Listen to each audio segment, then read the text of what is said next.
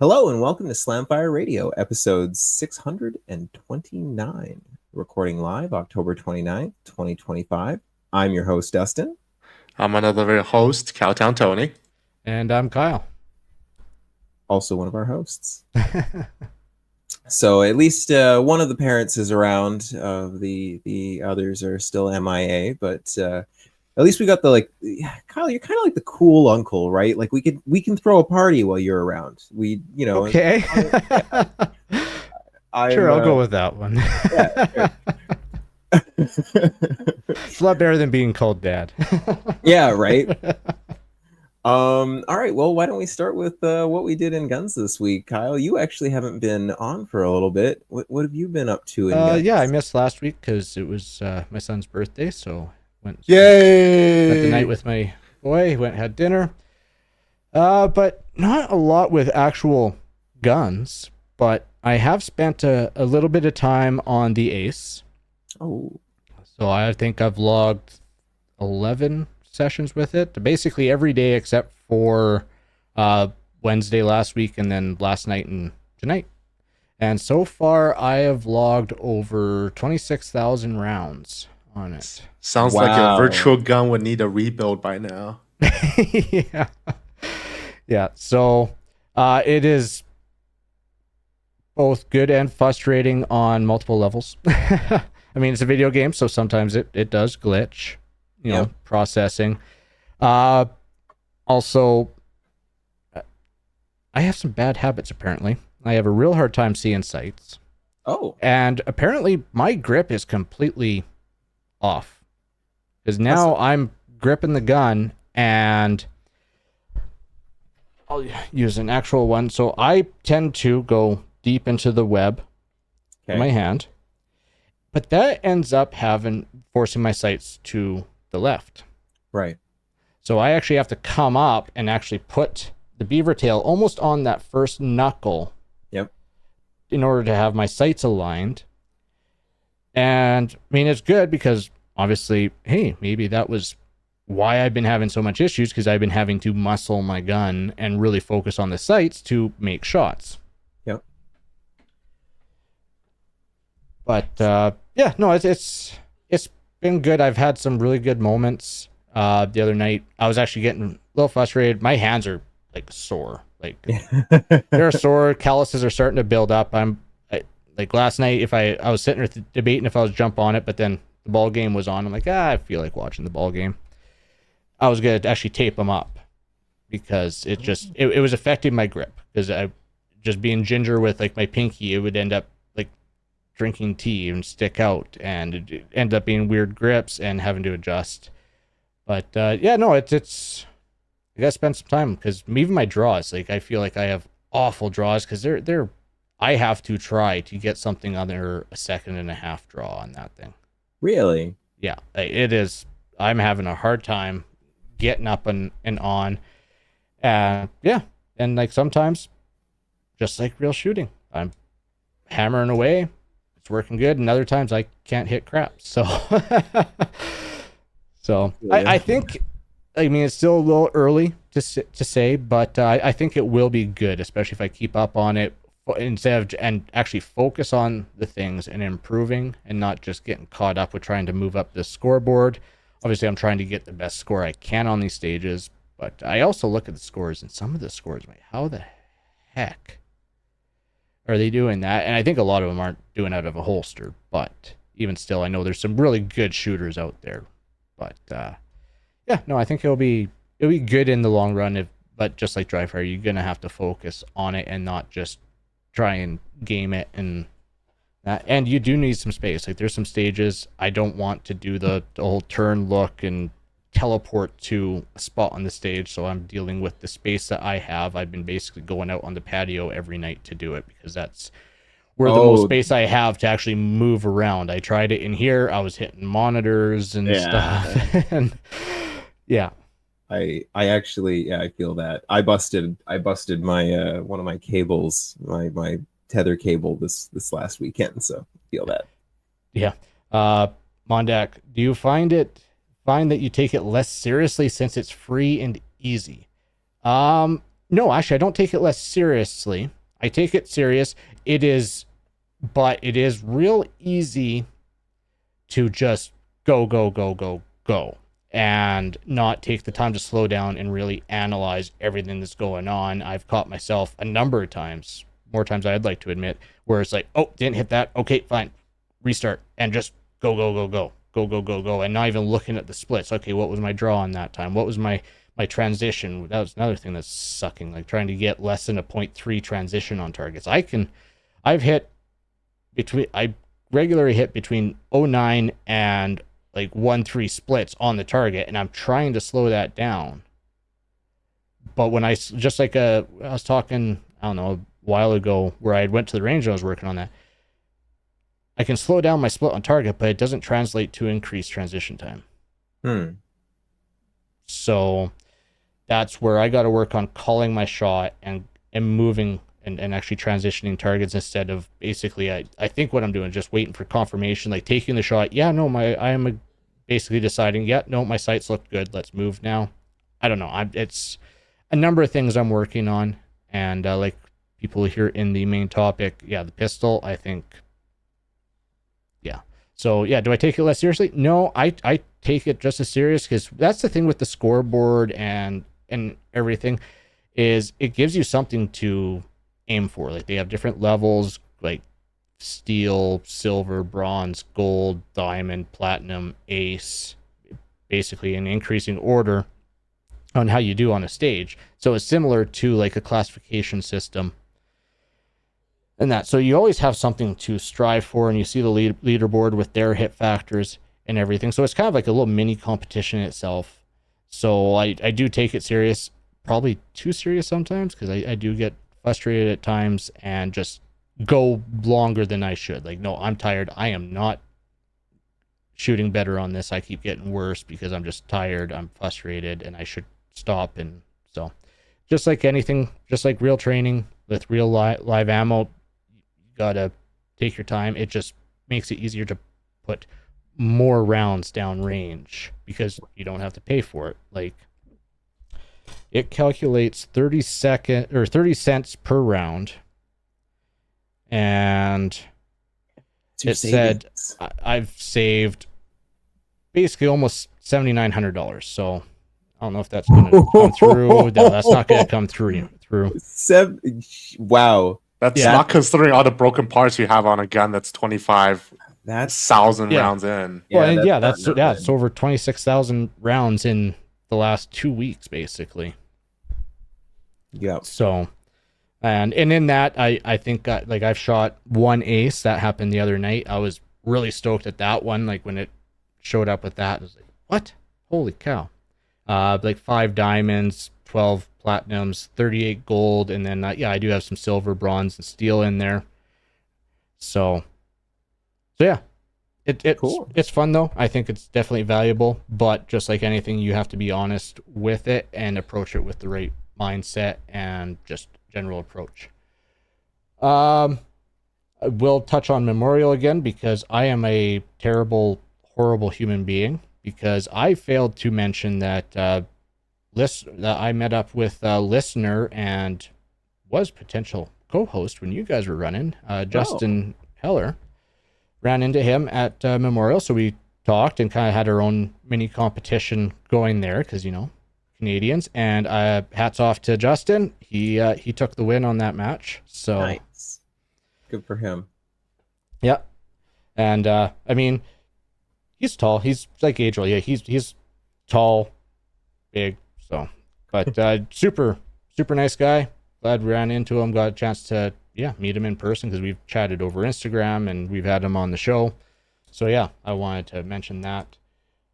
Also did some paperwork, doing some work for planning for Superstition, because his registration has come and gone. Pretty much all of us got into the match, all the Canadians. So we got another massive group going. And so now it's get the rifles together and doing build lists on what we have, what we need to build, and kind of putting together a shopping list for Black Friday. Oh, that's smart. So yeah, Working on that still. What's more American? Black Friday and buying guns. Yeah, love it. Yeah. So another reason to work as much as I have been as well. But yeah, so doing that, and then I was actually working from home most of the day, Monday, Tuesday. So actually yesterday I was able to make it up to the shop and fill up my 4473 for the guns we brought back from Memorial, because they shipped fast and they got there by the end of the week. Nice. So all IWIs? Yes, all the IWIs, Zion 15 rifle with custom Cerakote job, and then 2 Masadas. Ooh. So I should have those for the show next week. So yeah. All the things we cannot have. Yeah. You cannot have. Yeah. Wait to rub it in. Yeah. But once again, I have droned on for quite a bit. So why don't we go to Tony? Tony, what did you get up to in guns? A few things. First, listener and Discord member Carbilly, I guess I'll call his or her name, joined Discord to shame me on I'm a terrible hunter and I don't know how to identify male versus female pheasants. That was kind of funny. Of course, that was not ill-intended, and I did not know that female pheasants had that long of a tail. I thought that was like very much a male thing. Anyhow, so that was one thing. Signed up for SHOT Show, so watch for SHOT Show coverage. Hey. Dustin, did you do that yet? Anyway, so hopefully we'll have 2 squads out there, and yeah, because we might have Adriel suffering the FOMO. Oh, really? Adriel's not coming down? Well, he wasn't going to, but now since Dustin, have you signed up? I did. The email confirmation came through the other day. Perfect. So we got 3. So now we might actually have full crew, because I know Adriel was having a case of the FOMO and said he might change his plans. All right, that's good. We just gotta like guilt him into it now. Yeah. Well, what we do is we just book the 2 hotel rooms and say, well, you gotta go because you can't stick somebody with a whole room. No. Yeah, so that'll be fun. I'll have my time booked off. I'll have the holiday for it.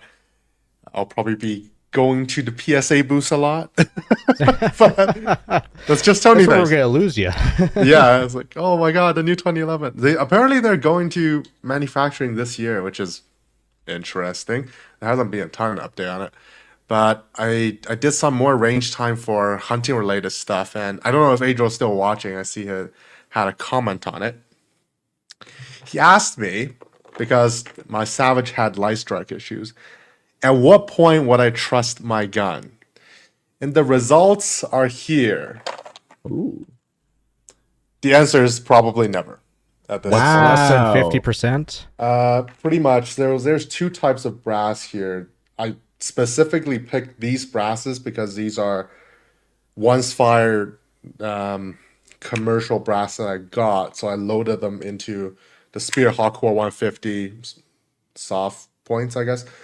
On the top is the PMCs, I thought was a good idea. Remington primers.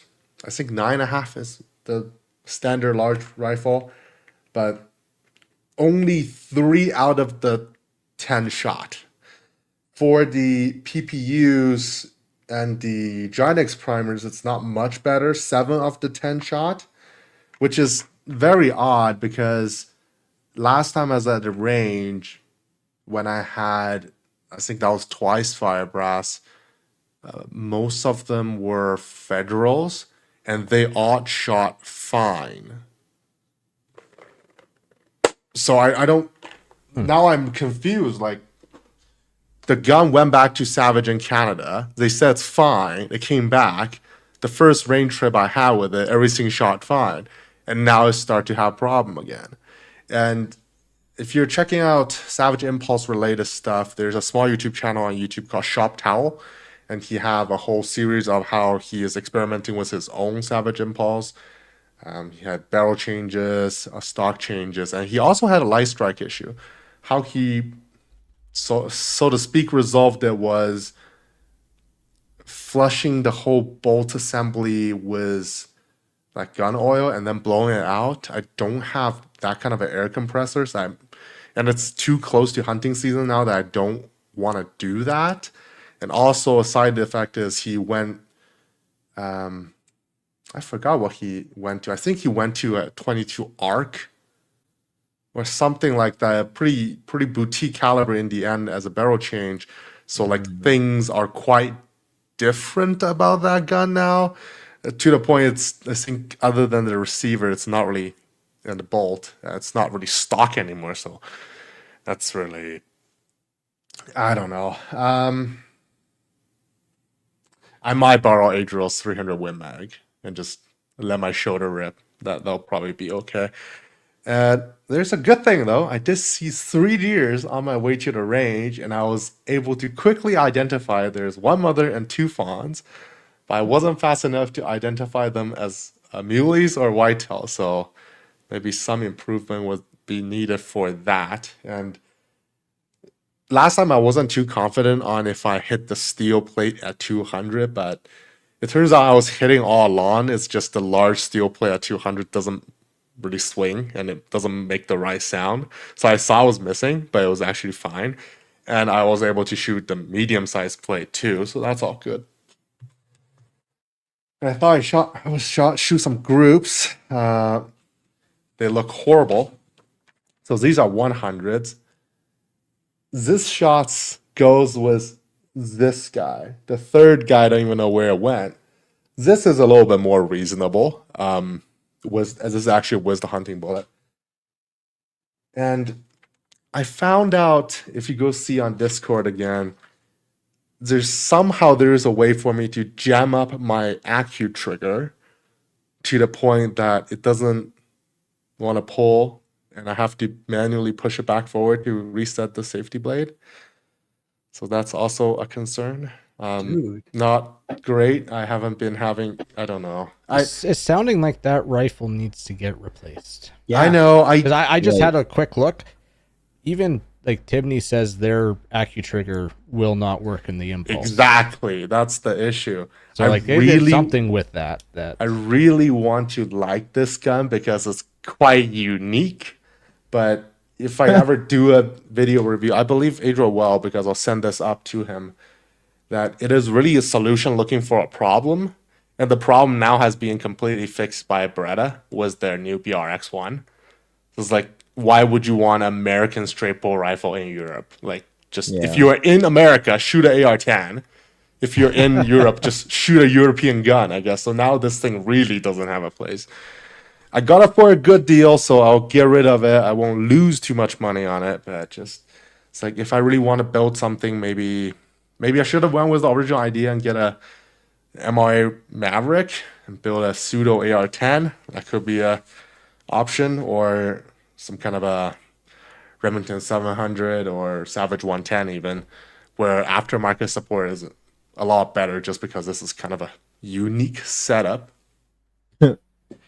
I was quite happy that I was able to make steel hits with this thing, the 450 Bushmaster, at 100. So at least I can hunt to 100 with this thing on the red dot. I didn't think I was able to. There's your hunting rifle right there. Yeah, I know. I don't love the red dot though. I forgot who said this quote, but you gotta aim small to miss small, and lots of people say that. I'm not aiming small because I don't have magnification, so I'm gonna miss big. So put magnification on it. Take it off the impulse. No, it's put it on there. Oh god, I'll make it really heavy. Well, I was aiming here, uh-huh. and that was one of the shots, and you see a little grease mark here. The group is actually the third one's like here-ish, so it's like a 3-inch group. Well, I wouldn't worry about that on the guy. Was a red dot. So I did tune it down a little bit, so it's more like aiming here now, if I'm aiming in the center. So that's more reasonable. But yeah, I'll be out there starting tomorrow, hopefully producing maybe not a good quality, but some kind of a Patreon exclusive content of me sitting in the woods. We'll see how that turns out. But If I see a big buck on day 2 at 500, then I'm borrowing So, a gross but 300 just- Win Mag. That target you just held up, that is how that rifle is currently shooting, That is correct. Yeah, that's not good. and you're taking that hunting. Yep. No, don't do that. No, No. not this, because the group is okay. I did correct it. Oh, okay. Okay. It's just that's at so that 100, was- it's I was aiming like, really high. Because I'll sight it in pretty damn close, so that's why it's shooting way high. Okay, so you So got a I better did correct target it. than that. Yes, I did okay. correct it. So Okay. that's Okay. no, I'm not gonna shoot a gun Oh. that shoots. Oh god, 1, 2, 3, 4, like 5 inches high. That seems a little too much. And to the left. And to the left. And to the left, yeah, and to the left. Oh, that's cool. And one last thing, sounds like Discord member Top Gen Norse is coming to the hunt camp too. He was one of the big driving factor behind this gun, so I did, in fact, load it up a little bit more, like a range style 450 Bushmaster, just in case you want to have a little go at it. So the top is the original recipe of basically double charging a 45 ACP of tie group. The bottom row is like Extra crispy. triple charging. So it's like 45 What's that? ACP Super Magnum. That's that plus P. Yeah. Yeah. So, well, I think the case length tells you the story. Don't jam this into your 45 ACP, but it should shoot really good out of this gun. And from the 454 Cthulhu data, where the case capacity will be pretty similar, and that will be a pretty safe, like closer to the upper end of a safe charge. So that'll be pretty good. I want 454 Kasul so bad. Oh God, they who are the guys? The Brazilians. Shoot, the 92, the R92s, the Rossies. They had a Rossi 454. Yeah, you could go with that. No, I know what I want. It's fine. Anyway, I'm talking over you. All right, let's go to Dustin then. Oh, yeah. I shouldn't be allowed on a gun podcast. I didn't do a lot of gun stuff this week. I lie. I always do a little bit of gun stuff. More prep on my new show that I can't talk about, but it was cool. There's some cool gun stuff out there. We're trying to run down some, like, we're gonna do lots of live fire on the show, which is cool. But live fire doesn't work everywhere. And when I say live fire, I mean blank fire. But blank fire doesn't work everywhere for a whole bunch of reasons, between safety concerns, both for just general safety concerns. Anytime you got blank guns going and, firing off anywhere, there's an added level of safety. And then there's some places that it's not conducive, and there's some places where it's not allowed, whether you're, in a sensitive location where the sounds are not okay, or, maybe you're in a sensitive building where just the smoke produced is not okay with that location. So there's a couple of different solves to that problem starting to present themselves. Different like flash guns that are generating or can generate flashes in different environments to kind of give the camera effect of like lighting up a room or lighting up a face. You would have seen they actually were used in Penguin. The Penguin series that they shot a couple of years ago, and a couple of other little smatterings of places. Started to see them on a couple of shows. I've actually gotten to work on some. I know some folks that are making some here.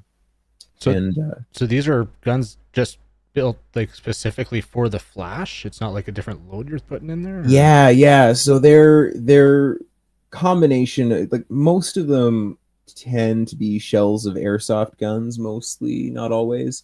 And then different variations of lights either in the barrel or outside of the barrel, depending on like the flash guns that they were using on Penguin.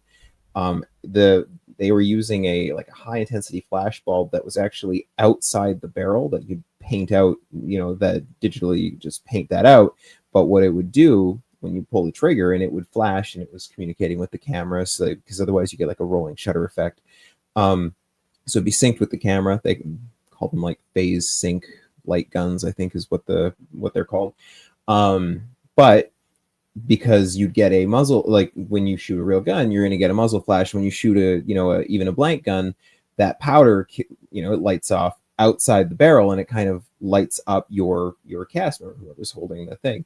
And it is a huge VisFX pain in the butt to paint that light flash realistically in, and it tends to actually be more expensive than if you just brought in an armorer and done like blank fire for a day.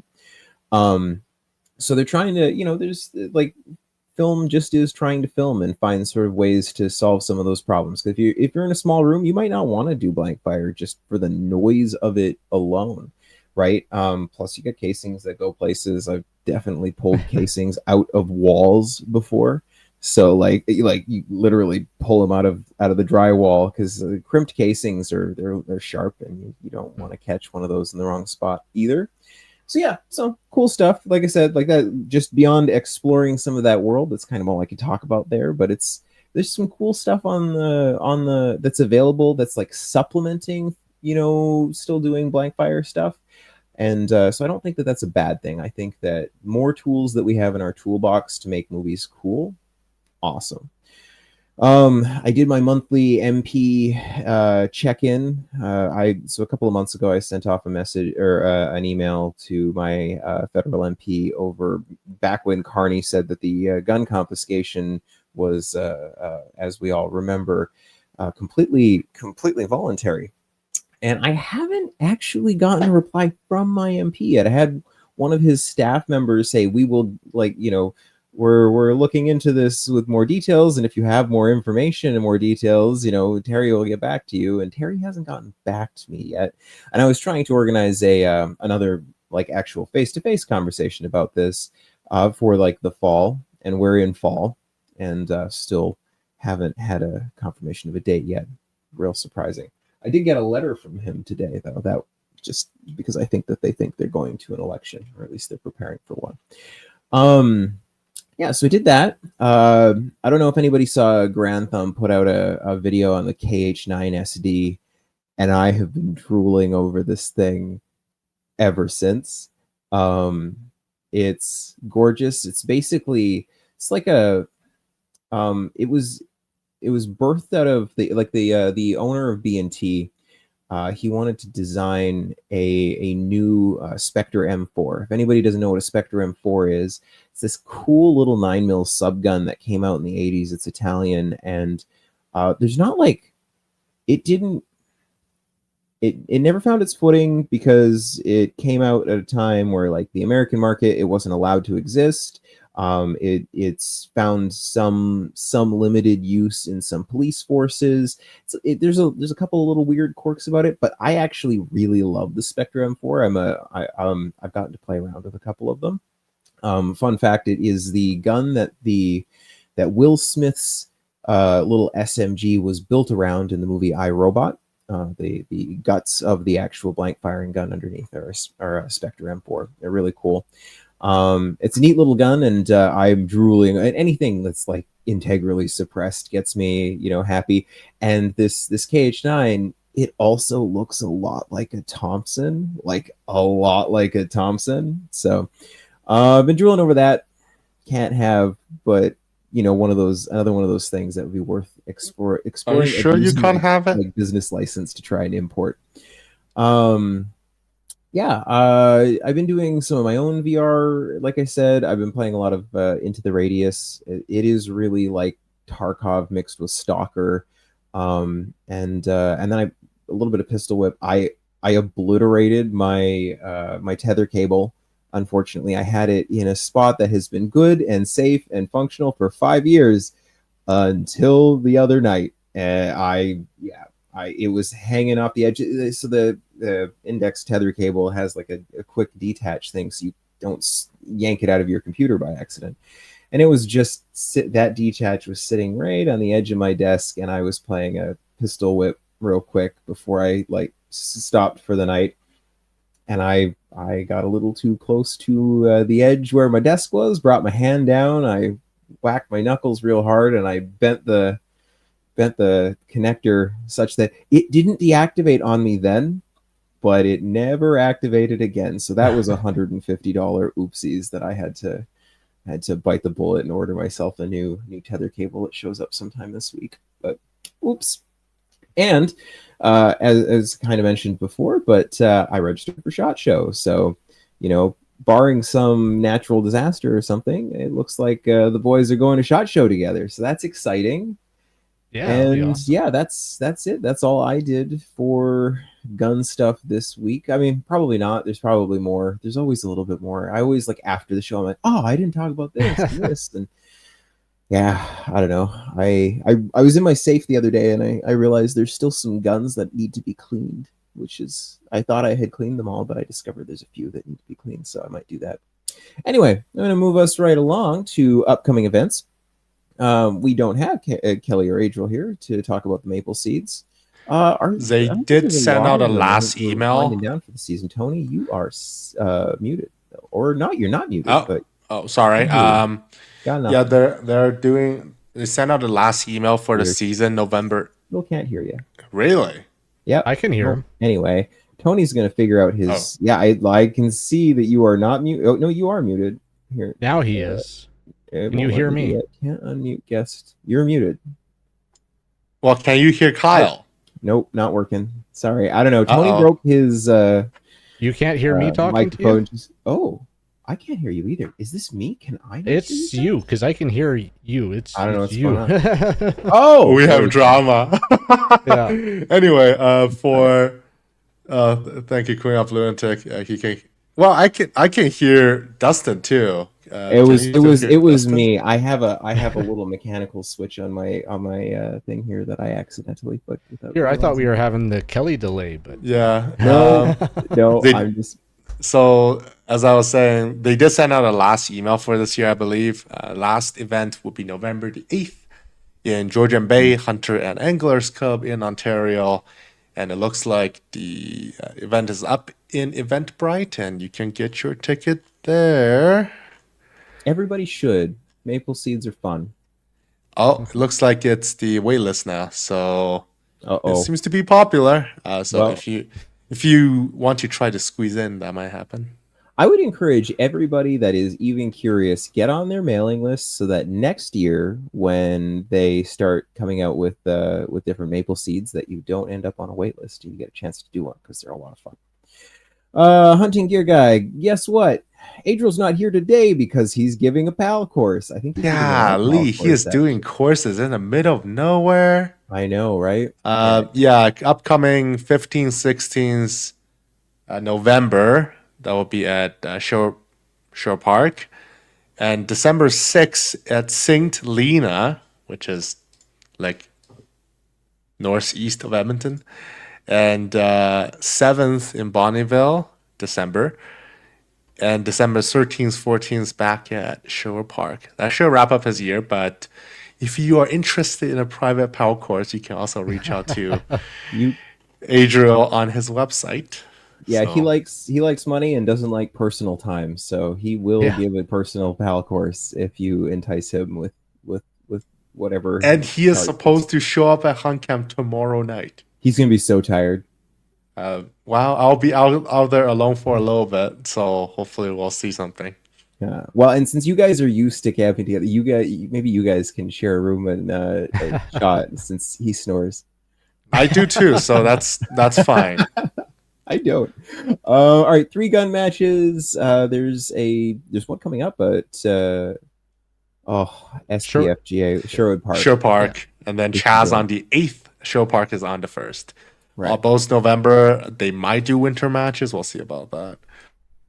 And BTSA Dynamic Shotgun Challenge, December 6th trial match. I'm not too sure what that match is about. It's still pretty early. Registration is going to open in another week, I believe. But there's going to be a trial match on the December 6th. It's a dynamic shotgun, so it's more like, I don't know, tactical shotgun. I would guess. Yeah, they're looking for like 5+1 capacity, 18.5-inch barrel.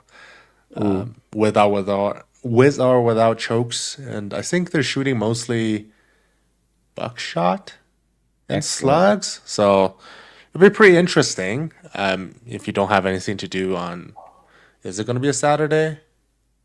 I think so. But if you don't have something to do on a weekend, come and hang out, I guess. If I didn't start work on the 8th very seriously, Dude, I have been obsessed with like like that style of shotgun stuff. That's totally my The jam. 6th is before the 8th. That gives if you you a day for travel. Oh my god! Not in the wintertime.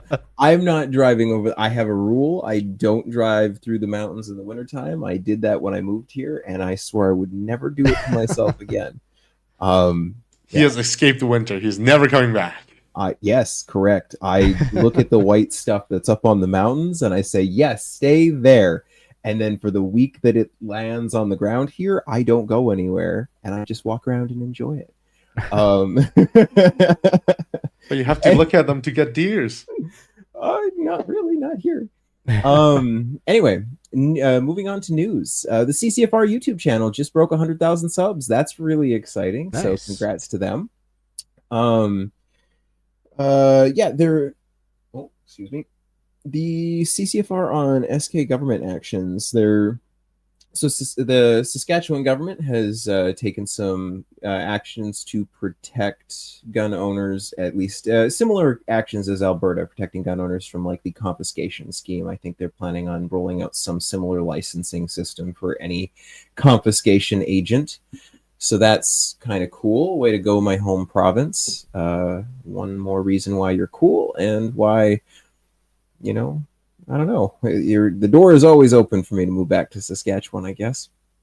Oh goodness. I guess this is news. Yes, the Canadian rifles ending up in Ukraine, the Ukrainian war effort, but not the ones confiscated from us being sent to the Ukrainians so much as seems like Russian snipers have been enjoying some Canadian-made long-range firearms. I suspect those are the Kydex rifles, right?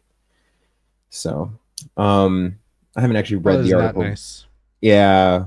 Well, I don't think that they were sent them so much as they were purchased, and because like Kydex rifles are available all over the place, right? So it's just kind of unfortunate that some Canadian-made rifles are being used by the bad guys. So that's unfortunate. And then finally we had. Let me actually open this one up. I was gonna say there. Just see something in new gun stuff that should be in the news. Yeah. We got 25 firearms seized in fraud investigation. 2 people have been charged. More than 50 charges after a fraud investigation led to the seizure of 25 firearms last month. Interesting. In Alberta.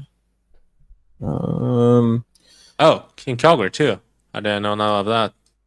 25 counts careless storage of a firearm. 22 counts unauthorized possession of a firearm. Interesting. How much you want to bet that those 22 firearms were either prohibited or restricted, and this guy only had a PAL? I think restricted is a very easy direction to go on that one. That would be my guess. He probably had a bunch of handguns he wasn't supposed to have. That would be my guess. Yeah. There isn't even a photo on this, but this is from the Calgary news. So the city, yeah. Yes, and police department. Ooh, USPSA race gun nats. Yeah, I mean it's news, but it's just it's very rare to see this. But I know Tony added this in, but yeah, one of the shooters basically shot himself. Well, it apparently wasn't drawing. It was apparently on the staff match as well. Well, I saw the video and it was during the draw. Oh, it was during the draw. Okay. Yeah. For some reason, it sounds like he was having issues with the holster. I think it was a race holster, and there was some. It'd be real. I'm really interested to see how it happened because it was like at the start of a stage during the draw, but somehow actually pulled the trigger. So it's when you hear the stories, it's confusing, but turns out he's all right. Is he? Yeah. Okay, he shot. Yeah, he was. Apparently, he has to go back to the match to finish up, but which is denied. Kind of forgot that an ND is a DQ, but yeah. Oh, he just shot himself in the leg. Okay, that wasn't as bad. I thought he gave himself a belly shot. Just the way. No, it wasn't like the Kamloops one, and that. So that's good.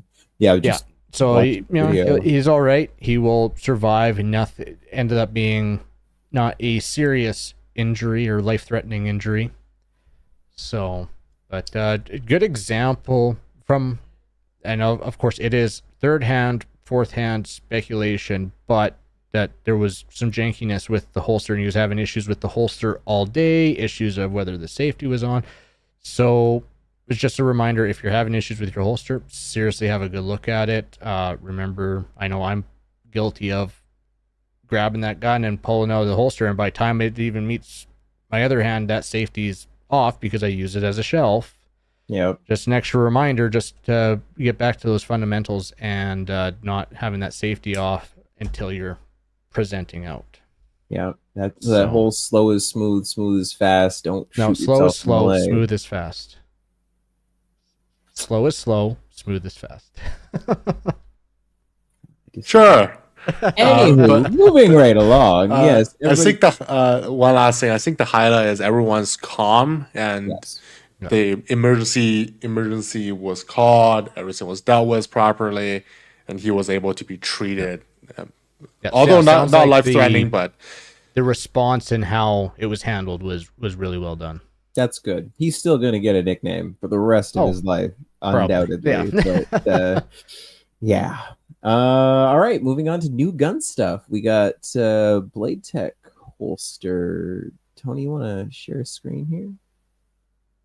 so I think I mentioned a few weeks ago, but apparently they're available now, and they're bloody expensive. Wow. This is also yeah. in US dollars.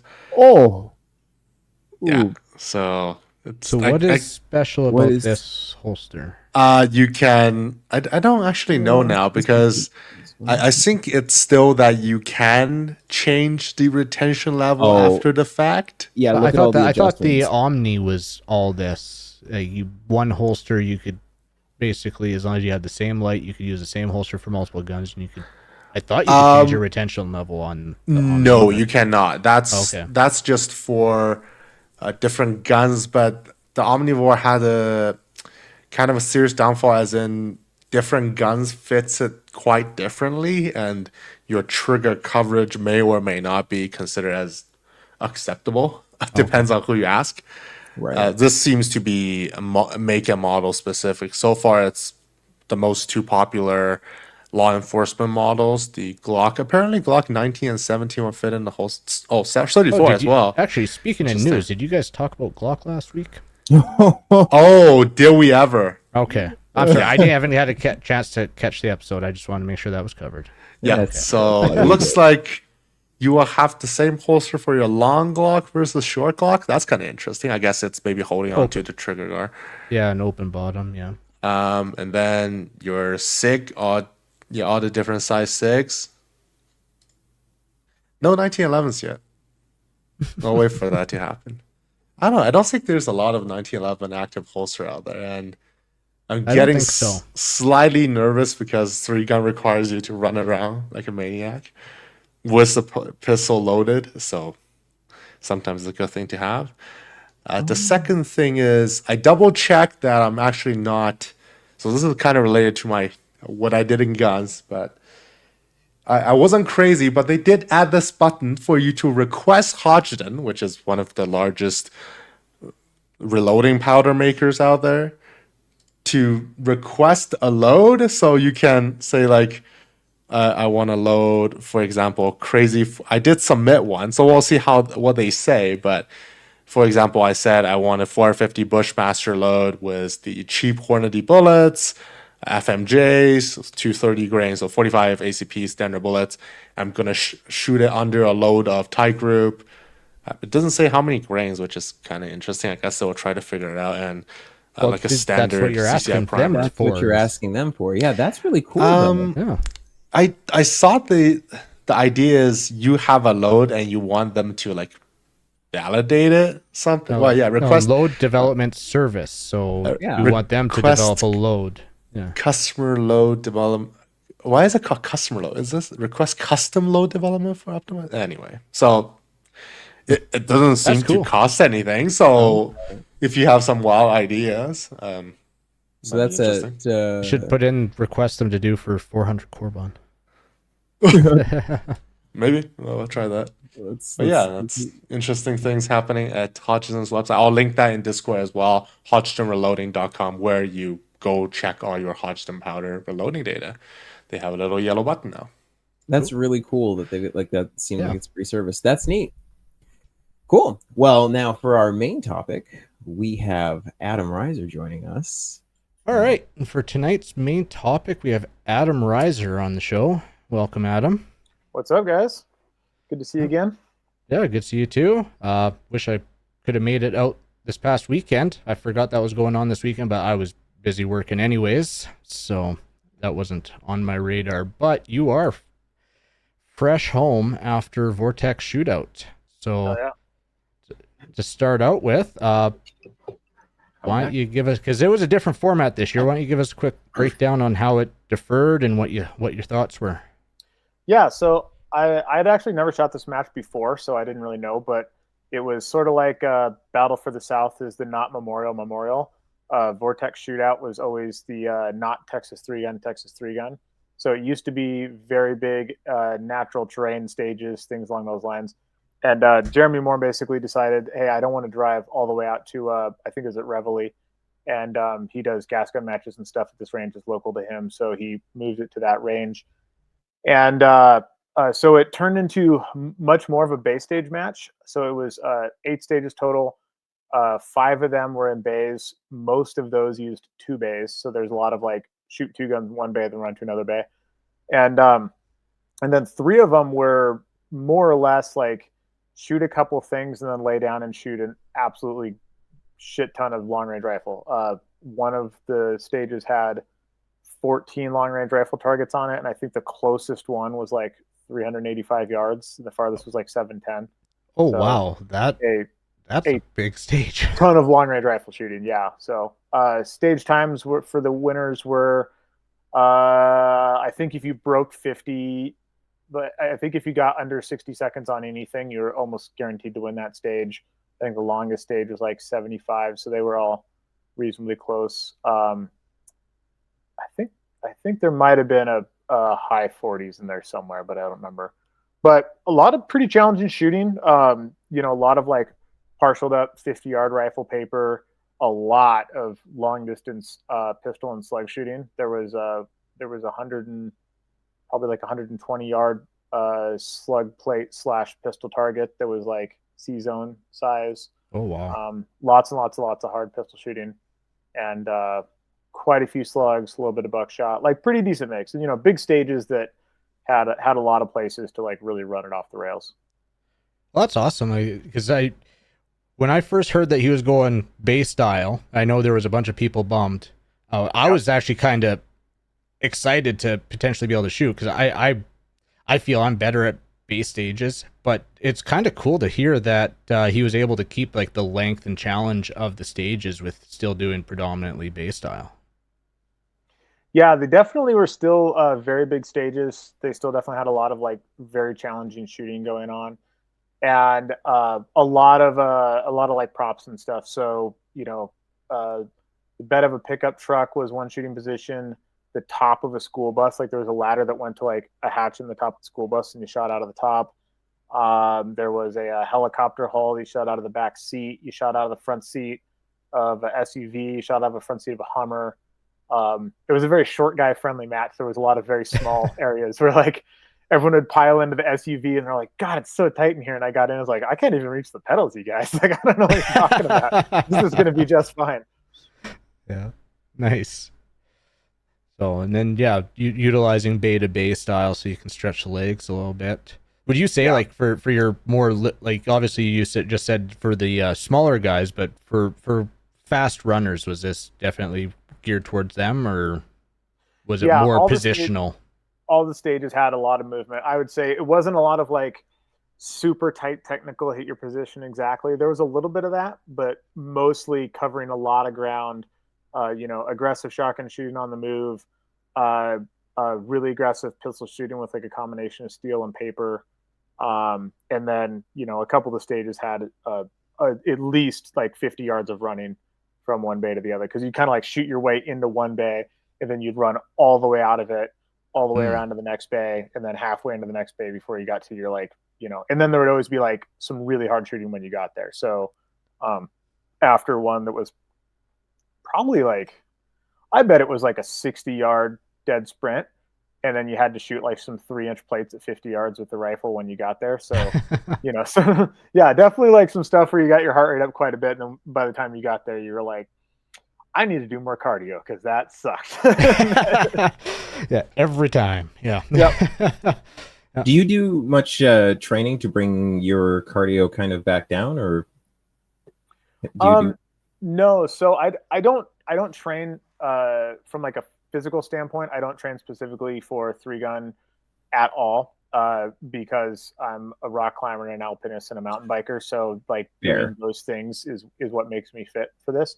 Ironically, this season I'm in kind of the worst shape I've ever been because my wife and I got down with that trip, and I was pretty burned out on both climbing and biking. So I've only climbed like 10 days in the last year. And, and I, on that trip, we were climbing 5 days a week for 15 months straight. So it's a pretty big shift in like fitness. And I definitely have noticed it. Like as the season has gone on, I'm like, wow, I'm not as fit as I normally am. And it doesn't have a huge impact, I would say, but there are places like that where you're like, ooh, maybe I should get back on the bike a little bit more because I think it'll be worth the effort. Cool. Yeah. Nice. And well, I guess get right into performance. Like you ended up dot right on my nose on this thing. I don't know what the heck is going on. There we go. I'll at least put it on my chin. Yeah, there. Yeah, because you ended up walking away with the match win at this one. Yeah, finally. This is my first major match win since before the trip. My joke is that I could re-roof my house with second place plaques, and I'm pretty psyched to finally be the bride and not the bridesmaid. Felt good. Well, I can imagine, and I still gotta get your video and watch your video on YouTube there for the match. But no, huge congratulations! I know that's something you've been gunning for, and I've ran into you a few times at matches, and it's looking at the scores. I mean, it seemed like it was a pretty solid match for you. Yeah, it went pretty well for the most part. Maxwell and I are going to probably do an hour and a half on this when we record next. But I shot pretty well the first day. Ended up with 4 stage wins, and 3 of them were like barely, like second place was 96% sort of deal. And then I woke up the morning of the second day, like 5 a.m. with just a ripping migraine, and I didn't shoot until the afternoon, and I spent the whole morning just trying to get rid of my headache, and it just kept getting worse and worse. And like honestly, it was bad enough that if I wasn't in the lead, like I wasn't watching scores, but I had a pretty good idea that I was at least in the lead. I didn't actually know that I'd won all 4 stages, but if I was just like 7th or 8th, I might not have showed up on Sunday. I hurt so bad. And then I shot stage 5 was the first stage we shot on Sunday, and a bunch of pistol from in a Hummer, some rifle on the back, and then like 25 or 6 rounds of shotgun after like a 30-yard dead sprint. And at the end of that stage, I legitimately was like making an effort to not throw up while I was walking back to my bag, because I was like, I don't want to like yak in the middle of this stage. That wouldn't be very sweet. And then and it took an hour after that stage for my heart rate to go below 140. Oh, so, wow. So there was a moment there where I was like, maybe I should go to the hospital. Like I was in really bad shape on the second day. And so that stage kind of ended up going all right. I think I was like 94% or something. And then the next stage was the one with all like the 14 long range rifle targets. And my head was just absolutely killing me the whole day. So I was just like hanging on for dear life. Luckily there wasn't like a bunch of running for the rest of the day, but a lot of math and just remembering holds. And I actually forgot my holds on 2 stages, which I would never do. But, it's just like full brain fog and just trying to hang in there. So and then I just completely bombed the last stage. I shot like 58% on the last stage. And I was like, well, there goes that W. And then I got really, really lucky that second place also shot the last stage quite poorly, and yeah, I lucked out. So it was a real nail biter at the end, but it worked out. So I'm a little curious. Did you all right, so you knew on day 2 that you had won all the stages on day 1. And yeah, I wasn't looking at scores, but you just like, I was on the squad that had all the people who were capable of winning the match. Of course. And so it was me and James Gillen, the 2 Ryans, and another dude whose name I always mispronounce, so I'm not going to try. And so, like, you just hear like times get routed off, and you'd see people shoot and stuff. And I'm like, I'm pretty sure I won 3 of those. I might have won all 4 of them. And then Jeremy Moore, the match director, came up to me at the beginning of day 2, and he's like, dude, 4 stage wins. I'm like, damn it, man. Like, I didn't actually want to know. Like, I'm just trying to like get through this day. Well, that was my question, is did that affect your like anything mentally, or were you just fighting your headache so much that maybe you didn't actually have to fight the like that just because like there's always that stress, right? That like, oh, I'm ahead, I gotta stay ahead, like I don't know. I'm just kind of curious. It's interesting. I do find it more stressful to be at a match that I could win than to be at a match where I know I'm not. Like, there's a couple dudes, like, I'm not going to beat Varick. I'm not going to beat John Wydell. Like, let's just face it. If those 2 guys show up, I ain't winning the match. Like, period. Most other guys, I think I have like a reasonable chance if everything goes well. Like, I think I've beat everybody else at the top, like, individually, but just never at the same time. But like Varick and John, I ain't beating those guys. I do not put enough time into it to have a chance. So when I'm at a match where I can actually win, it is definitely a little bit more stressful. I don't look at scores anymore because I found that it doesn't do anything beneficial for me. Like, I'm going to shoot every stage the best I can, no matter what, like wherever I'm at. So it doesn't actually impact the way that I shoot. But what happens is I just have less fun in general because I'm worried about, like, oh, I lost 2 points here and I gained 4 points there. And if he hooks up on this thing, he's going to, gain a bunch of ground on me. And, but I've gotten pretty good at just like, I'm usually kind of aware, give or take, of where I'm at, but I don't know for sure. And at this point, I'm pretty good with like, oh, I'm just going to show up and shoot all the stages. And I mean, the thing that was making me not have fun was just the fact that like my head wanted to explode. Yeah. And that was really the bummer. Like, I wasn't shooting particularly well in fact, I was shooting quite poorly on day 2. And I cared less about that than the fact that I just wasn't having fun. I'm like, I was in a great squad of people. Like, Monday was super fun. It was a super shit talky squad, which is like my kind of people. Like, constant unrelenting shit talk is my love language. So I'm all about that. And then day 2, I'm just like, the last 3 stages essentially had no reset because they were basically all long range and static pistol stuff. And so I was just like sitting in the shade with a wet towel on my head until they called my name. And I'm just like, I'm not hanging out with my boys, joking around, having a good time, doing all the 3-gun stuff. I'm just like sitting over here by myself, trying not to die. Yeah, trying to survive. Yeah. Yeah. It just took the stoke right out of the day. Yeah. That's too bad. I'm mixed on the whole look at the scores thing because in my mind it shouldn't matter, but I'm kind of with you, Adam, because I mean I try not to look, but I still catch myself curiosity, let's look, and I find it either puts pressure, like, oh wow, let's keep this up, or you're now depressed because it's like, oh yeah.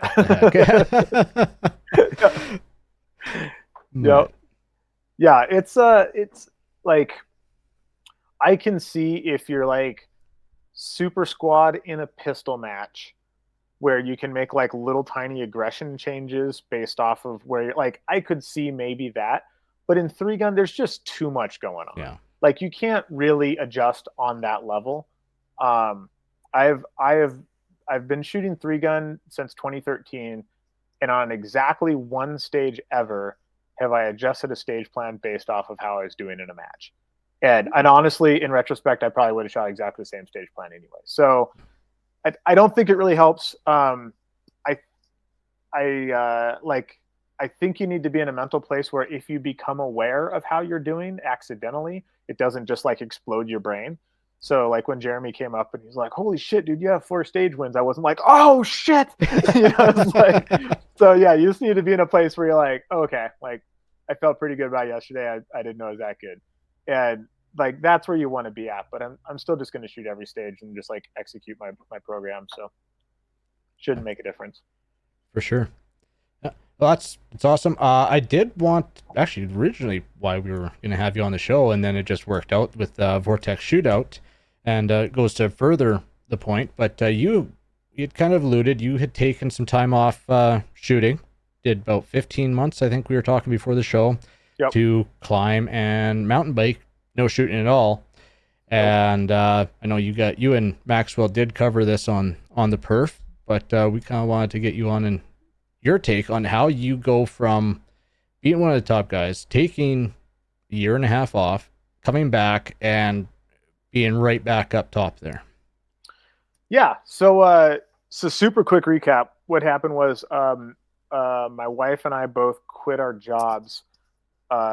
We've been home for about a year now, so this is about 2.5 years ago. So we both quit our jobs, moved into a van, and just spent like 15 months road tripping. Initially, it was going to be 12 months.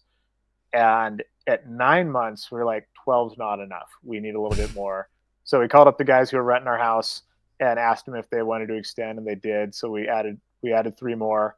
And then at 15 months, we were like, we're ready to be home. Like, I want showers and flushing toilets. Like, this is getting to be a lot. And so we went, covered a ton of ground. I think we went as far north as Mount Athabasca, which is like, a few hours, 4 or 5 hours north of Banff, something like that.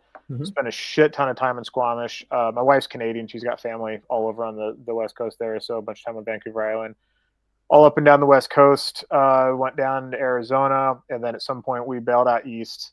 We went as far east as West Virginia, took the southern route out across Canadian Texas, and then took the northern route out and got to visit Vortex and JP and stuff on the way back, which was pretty cool. If you guys ever have a chance to go visit the Vortex campus, that place is mind-blowing. Yeah, it's awesome. Have you been there? Yeah. It's a late visit on a Friday. I was really sorry for Ryan Muckenhern, but it was a good visit. It's an awesome place. Yeah, Maxwell gave us the tour, and it took like 4 hours. It's awesome. A big-ass place, yeah. Wow. But it was really cool. And so, yeah, at the end of it, I came back, and before I left, I basically like sent all my sponsors an email. I'm like, hey, I have an opportunity to do this. I'm not going to shoot for a year and a half. Like, I'm down to come back and, when this is over, but, that's up to you guys. And so nobody dropped me. So that was pretty awesome. And then, so a combination of that and wanting to like, say thank you to all the people who've been supporting me all these years. And then also I was just like jonesing to shoot. Like I ended up making some like 5-minute compilation video of the last like 10 years of my, shooting, because I was just like watching match footage on the road and stuff. And like, God, I need to go scratch that itch. Cause my thing is I'm like hyper competitive, and I need an outlet for that. Otherwise it starts like draining into like unhealthy parts of my life. And so that like, this is my competitive outlet, and all of my competitive energy goes into this. So the rest of my life, I can just be like a normal ass person. And so I was also starting to like get a little bit twitchy because I didn't have a place to put that stuff.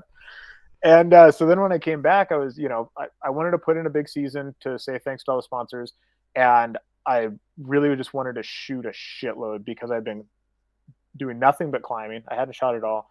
And I was also pretty burned out on climbing. So I was like, normally I'm kind of like 60% climber, 40% shooter, and they kind of fluctuate a little bit, based off the time of year and what's going on. But this time I was like, all right, we're going to spend a year just being 100% shooter, and we're just going to occasionally climb a bike and just, just have at it.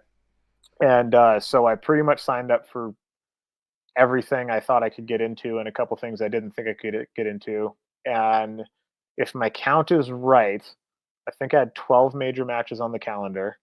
10 of those involved a flight. So I got pretty good at flying with guns. And I ended up having to bail on 2 of them because I had a family emergency that took me out of the mix for a few weeks. But so I think I ended up with 10 majors, and lots of shooting. Yeah. But yeah, getting back, like the transition, dude. The first day I went out and shot a pistol, it was really interesting because I was there with a couple friends, just putting in like a little practice session, get the dust knocked off a little bit, and everyone's like, "Dude, you look like you never left. Like it looks so smooth." And I'm like, visually, I can't see where the shit anything is going. Like mechanically, I just kind of had to like blow the dust off, and it was all sort of there. Like all my reloads and stuff were like reasonably on point. My grip was dog shit when it came out of the holster, but it was super fast. It just wasn't very good. And so from the outside looking in, it's like, oh, Adam must have been practicing this whole time or something.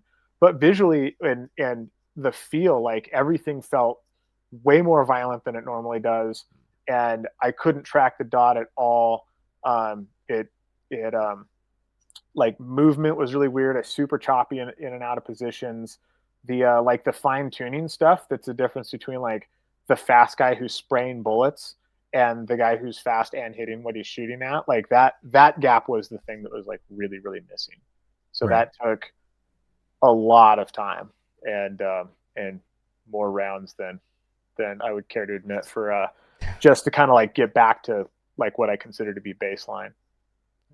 So Well, I mean, pistol shooting is very perishable. yeah, 100%. So I'm opening up my calendar here really quick because let's see. So What was my while you're first doing that, day? before you left on the There we trip, go. like what did you practice? Like, did you spend like a lot of time on your training, or had stuff basically it was second nature at that point, so it wasn't so hardcore in the training? So I try to dry fire like at least probably like 4 days a week. I would say is actually what ends up happening. So I dry fire about 4 days a week. Not a ton every time, like somewhere in the kind of like the 20-minute neighborhood, unless I have something coming up and I'm like really trying to like hammer down to the last minute.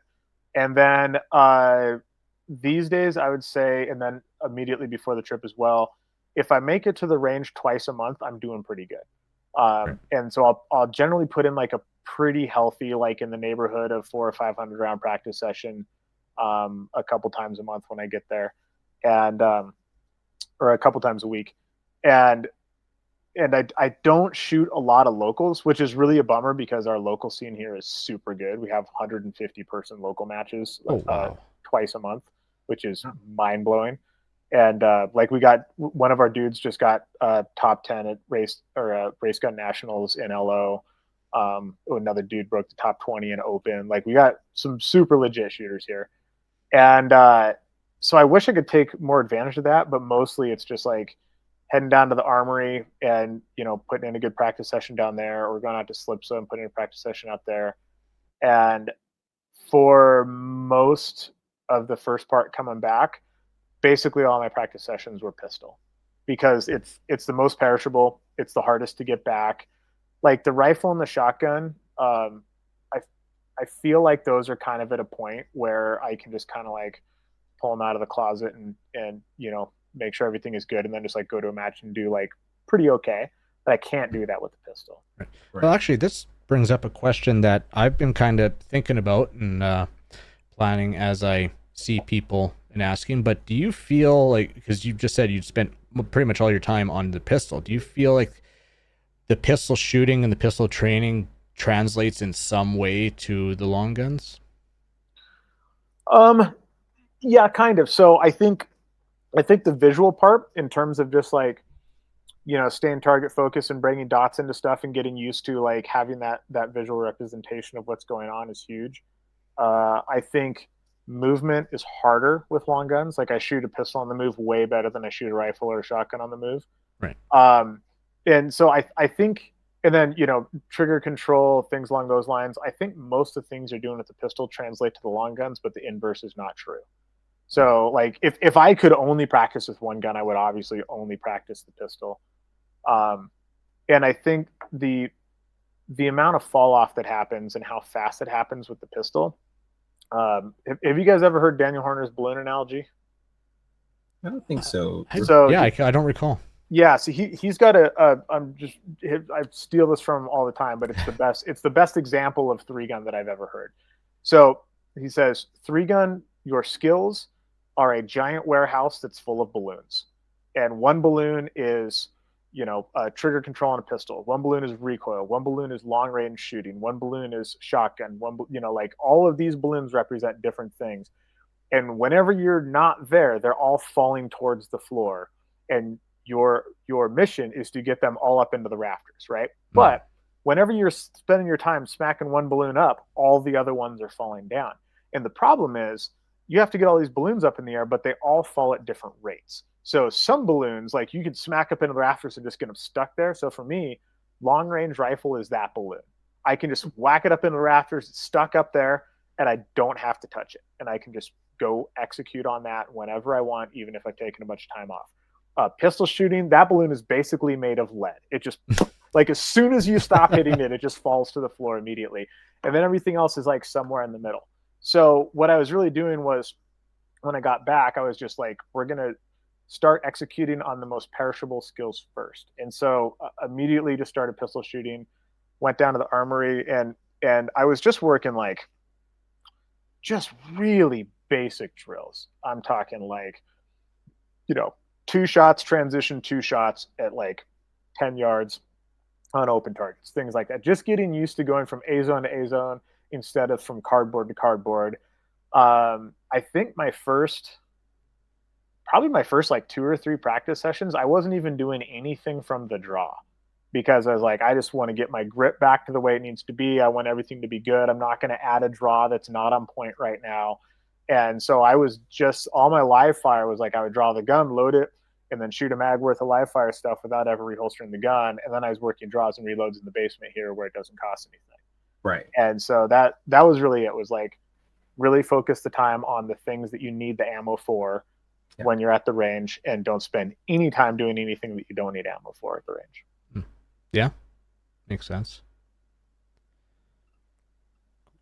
So like your dry fire, are you doing much movement? Like obviously you're picking up your shotgun and your rifle during dry fire, right? Yeah. So dry fire, I bet the first like 2 months back, I didn't touch anything but the pistol.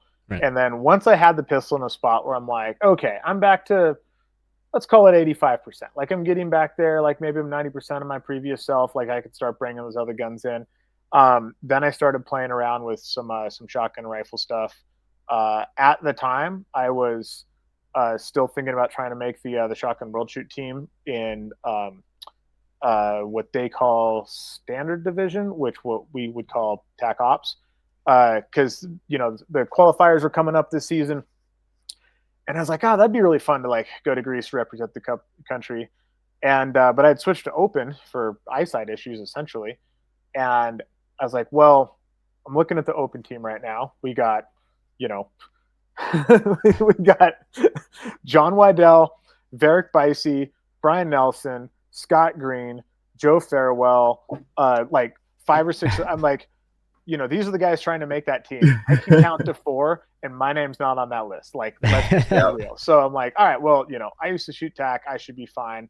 So I pulled out the tube gun, and then I spent, I bet like a month and a half quad loading for 20 minutes, 5 days a week of just like come down here and just like hammer out quads. And I actually started quadding with a glove on because I was ripping up my hands so much. And I found that I like it more. Really? I used Black Diamond competition dry tool gloves, which are basically like super tight fitting golf gloves with like a weird little texture on them. Okay. And they are awesome. I'm telling you guys. It's a bummer that you have to buy both of them because you only need the left. But so then I went out to the qualifier, and it turns out that my eyesight has gotten even worse since I switched to open. And because it was dead of winter, so it's like I wasn't even live firing. So I literally shot a box of ammo through my shotgun before I flew out to the first qualifier, and I hadn't fired the shotgun in a year and a half. And actually, I hadn't fired that shotgun in probably 3 years. And wow! So the match footage is hilarious because it's basically like high level GM gun manipulation with like B class shooting. So it's like it was pretty trash. So essentially, any stage, if the stage didn't have a no shoot, I shot very well and super aggressive and had like a high 90% finish. And if the stage did have a no shoot, I shot it, and I had like a 50% finish. So my stage finishes are like high 90s and 60% and like nothing in between. Because my eyes, the way that they've degenerated over the years, essentially the fiber would bloom. Like if you take a red dot and you just turn it up to 11 when you only need 5, and it just fills the whole window. My fiber was doing that, and so I was shooting an 8-inch plate with an 8-inch no shoot covering half of it, and my dot looked like it was 10 inches around, and so it was a visually terrible experience. That would be rough. So why not modified?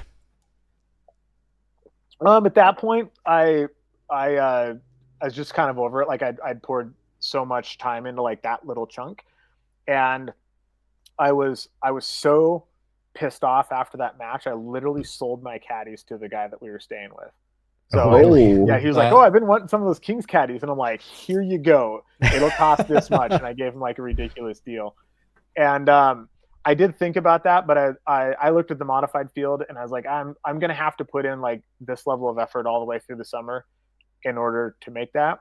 And there's a lot of 3-gun that I want to shoot that this is going to take away from that, because now I'm practicing with a tube gun for this thing, but then I'm not shooting the tube gun in the 3-gun world.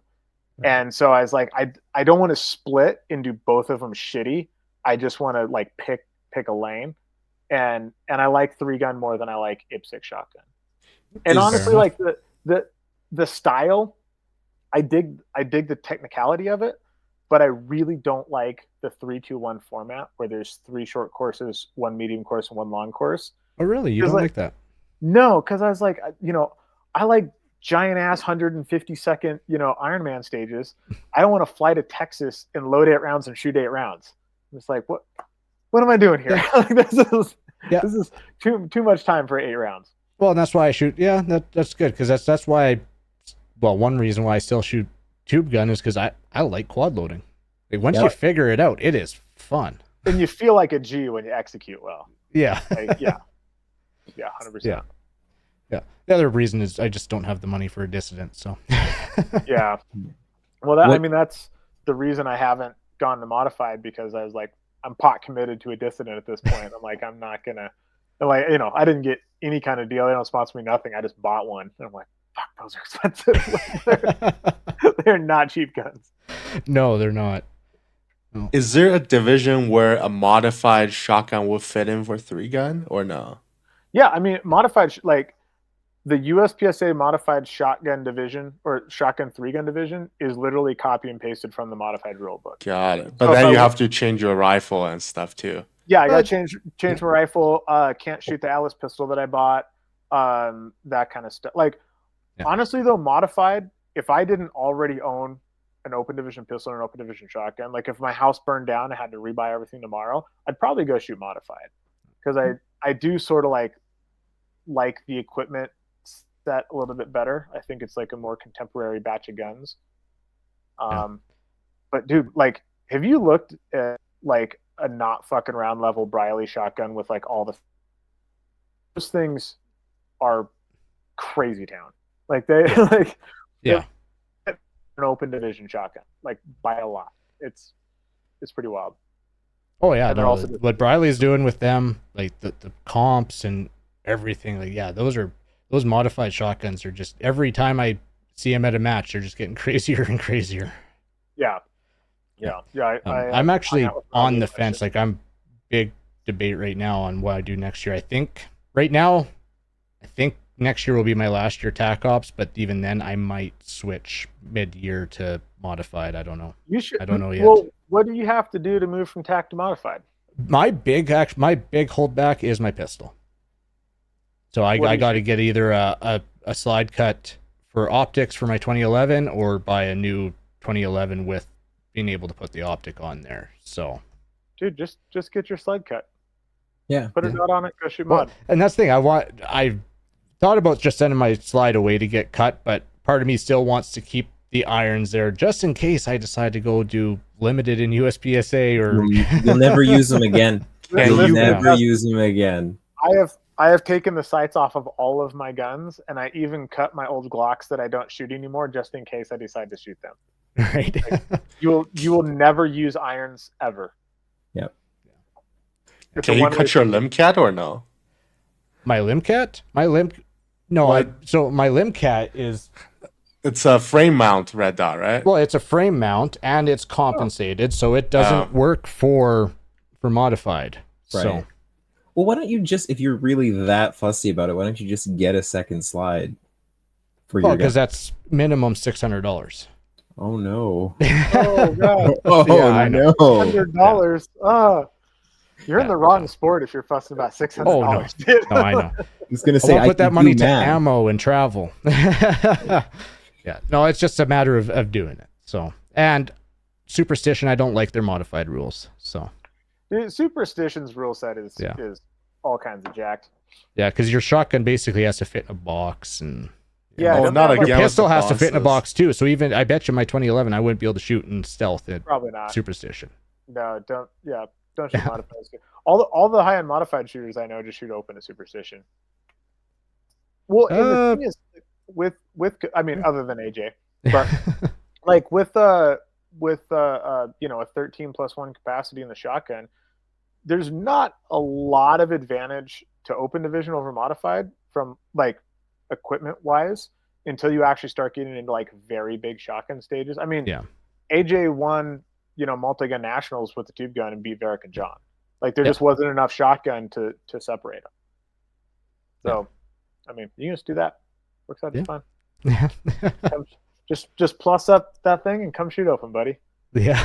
You already got the pistol for it? Yeah, I send my gun off to Brent, get a custom holster done up for that Limcat, because I do not want to use the race holster with that pistol. No. Is that because the recent event or no? No, long before. When I first started in 3-gun, Oh. I watched guys do that and watched pistols tumble. I saw they lock him pretty tight. Yeah, but you got to lock it.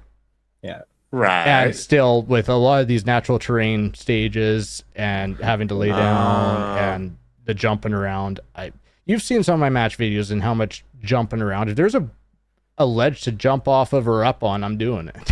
Yep.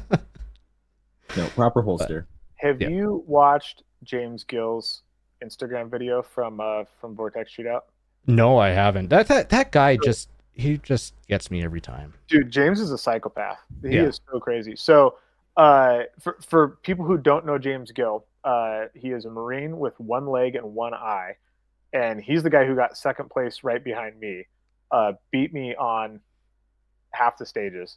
I mean, he's a savage. Like, he doesn't shoot good for a guy with one leg. He's just a very good shooter who happens to have one leg. Yeah. But so there was the very last stage. You shot a bunch of like long range pistol and shotgun stuff, and then you ran down this hill like 15, 20 yards, and there was the bed of a pickup truck with the tailgate facing outwards. So you like stepped over the part of the bed that would normally be attached to the cab, and then laid down, loaded up your rifle, and then shot out of the bed of the pickup truck. James's crazy ass ran 15 yards and just full swan dive over the bed, landed in the prone position. Homeboy didn't even have knee pads on, just in this bed. It was the loudest. It was louder than the gunfire on the stage, and the whole squad just went, "Holy shit!" Nobody could believe he did it. And it was the most psychotic move I've ever seen in my life. Well, I mean, he is walking around with a springboard, so yeah. Well, that's the thing. He shoots with it's like a running foot. Like, he runs just as fast as I do. yeah. Well, every year at Rocky Mountain, like I staff that match, I always get put on the pistol run, and following him on a pistol run, and I'm fairly athletic, I can move quick, but following him on a stage, it's like, what the heck? Dude, he's so fast. Yeah, he's insane. The old saying's correct. Once a Marine, always a Marine, I guess. Yeah. Pick the right sport for sure. Yeah, without a doubt. Oh, my knees are hurting just thinking about that. Yeah, you guys got to go check out his Instagram channel. It's pretty wild. Yeah, I'll go have a look at that for sure. Likewise. Yeah. Well, Tony, Dustin, you guys have any more questions for Adam? Just very simple. What are you shooting shotgun wise right now? Your tube gun. So my tube gun that I was shooting. It's now just kind of like taking up space in the safe. But it was a TTI M2, and Okay. then I pulled a Roth Performance receiver off of a prize table, and then sent it into Mark Roth and had him put that on there. And that receiver was markedly easier to shoot or to load than the TTI receiver, because Interesting. he mills the whole thing out of a single piece, so he can move parts around that you can't move on like a Benelli receiver that you're just like milling away. So the loading port is actually significantly longer, and the shell catches in a slightly different place, and so you can see like 3/4 of an inch of follower sticking out into the receiver, so that like that last little bit where your shot shell passes the shell catch, that doesn't happen right at the end of the stroke as your thumb misses or comes off the shell. That happens like with like a 1/2 inch of travel still to go. Yeah. So you never have that like accidental ghost load thing where you put in your two and then one of them shunks onto the lifter, and then you got to rack out a live round and then keep loading. Yeah. Yeah. And just the cut in general is just a significantly more like funnel style cut. So Yeah, and then it also has a captured continuity rail follower. built into the top, so you don't have you can just like drop a red dot on there. You don't have to mill it or put a little rail or anything on there. Nice. And you said you bought a Dissident now, though. Yeah, so now I'm running a Dissident KL12. I got the NNS version, which is like a 14-inch barrel with a pinned comp, and it's it's fantastic. I love running open shotgun. It's pretty fun. We don't have those here anymore, but very Yeah, happy for you. sorry about that, guys. I feel for you. That's fine. It's fine. No, it's not. No, it's really not. But You're not fine. folks have heard me whine and moan enough about it. So Well, yeah. Funny enough, like Memorial, if I had won one of those shotguns, I was gonna go to Open next year, because that would have been. It's like I put in a pile of tickets on those two. It's like if I win one, then okay, I'll go Open. Yeah. Cool. Well, thanks, Adam. Thanks for giving us some time and some gems here tonight. Good talking with you. Yeah, thanks so much. All right. Well, I'm going to go up and sit with my Canadian wife and watch the Blue Jays win Game 5. Yeah. She was awesome. like, "What kind of Canadians are they? They're scheduling a podcast right at the same time the game starts? Come on, man." Same time every week. And hey, maybe I'll be like the other night, and we'll just go late into the night. There you go. Yeah. Could be. Yeah. Well, Gotta have hope not. fun. I need Yeah. to sleep. I'm doing 18 innings again. Yeah, I remember waking up, looking over, and oh no, it's still going. Okay. Cool. Well, thanks again, Adam. Thank you. See you guys Have a later. good time. We'll catch you later. You bet. Thank you, Adam. You bet. Bye. And thank you again to Adam Reiser for joining us for our main topic and giving us a recap of his return to shooting excellency. Yeah. Oh, he's always great to talk to. Yeah. Run into him in matches, talk to him. He's always great to talk to. And we also are not great because we didn't give him an opportunity to self-promote, to do a little Don't worry, shameless- I have do a that little- covered. Oh yeah, no, so Yeah. Adam Reiser, you can find him on YouTube at Adam Reiser, and then you can also listen to him every week with Adam Maxwell on the Perf Podcast, and they expand on the gems and the discussions like we had tonight. So sounds like they recorded this week for an even longer coverage of Vortex. I did see they released this week USPSA Race Gun Nationals. So They always release it at the worst time, though. They release it in with Vortex HQ time, like that'll be Central, right? Anyway, they say it's gonna be a Wednesday show, but they keep releasing it like right before bedtime for Tuesday. So I kind of like I have this obligation to listen to it before I go to sleep, but then I have to go to sleep really late. So it's like, you guys. It's got to listen to it at work the next day. But because it's Wednesday, I try to be working from home so I can make this show. It's all very complicated anyway. By the way, if you're shopping at Briley Manufacturing, they have a coupon code for you, OTP10, as in On the Perf 10 for 10% off. So do use that. That's pretty cool. Cool. All right, moving on to some listener feedback. Now, we actually got an email from one of our favorite listeners. That would be Eddie. I'm going to assume that's Edmund here. I'll read this one since it's really long, and I'm excellent reading long emails. Hi, guys and gal. Seeing as YouTube is going crazy with censoring again, I'll email my second comment. I've posted a couple of times, but it keeps getting deleted. Emoji. Tony, regarding extra firearms, you need to subscribe to Dustin's philosophy. 2 is 1, 1 is none. Get at least 2 of everything you need. Eddie, I agree 100%. You should definitely have at least 2 of anything that you really need. Goals. I will never financially recover from this. Oh no, you won't. I can attest to that firsthand. But nonetheless, it is nice to have doubles of things that you like and or rely on. Yeah. Tony, did you want to pop into the YouTube comments and see how many of them are available to you tonight? Of course, I see 2 from Eddie, so that's good. Hey. First one is from M48.5. To be fair, I didn't mean the last part of the comment to be interpreted that way, but it's much funnier that way. I think that's referring to what do Ringneck, Feathens, and Tony have in common? They're both originally from China and have been introduced to Alberta. I don't know how you can mean it a separate way. Again, I don't take offense of my origin story because that's just who I am. I kind of want to clip Dustin saying I hate the fairies, but purely for my enjoyment of taking comments out of context. I can see that. As for the regs, the idea that they're official document products, a common misconception. They're produced by a third party. I need to dig into the law for curiosity reasons on a few things. Well, I believe Ronco is still coming to HuntCamp, so I did take a note for him. I'm going to ask him, what if they said the law is written correctly, but the regs are written wrong? Who would be in the right? That's always defer to the law. Whatever the letter of the law is, that's the side you want to be on the right side of.